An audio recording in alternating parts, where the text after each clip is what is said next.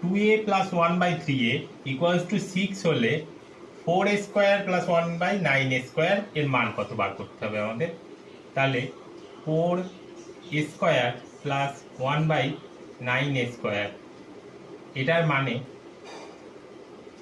4a square মানে 2a তার whole square plus 1/9a square মানে 1/3a তার হোল স্কোয়ার। এবার এটাকে আমরা কোন ফর্মুলায় ভাঙতে পারি? A square plus B square এর ফরম্যাটে রয়েছে। এর কোন ফর্মুলাটাই ভাঙবো? হচ্ছে A plus B whole square minus 2ab, এই ফরম্যাটে ভাঙবো।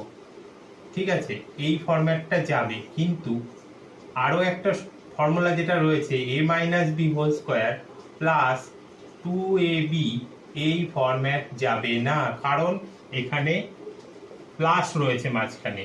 তাহলে এটাকে আমরা ভেঙে দিই।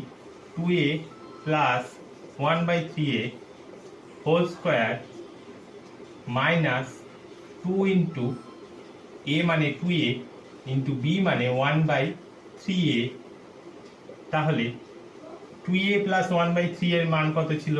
6 এর হোল স্কোয়ার মাইনাস এখানে ওপরে a নিচে a কেটে যাবে, তাহলে এখানে হবে হচ্ছে ওপরে 2 দুগুণে 4 বাই নিচে 3, তাহলে এখানে হচ্ছে 6 6 36 মাইনাস 4/3। তাহলে আমরা লসাগু করব 3 3 6 18 8 হাতে আছে 1 3 3 9 আর 1 10 বিয়োগ 4, তার মানে 104/3 104 3 3 9 14 3 4 12 2 2/3। তাহলে সুতরাং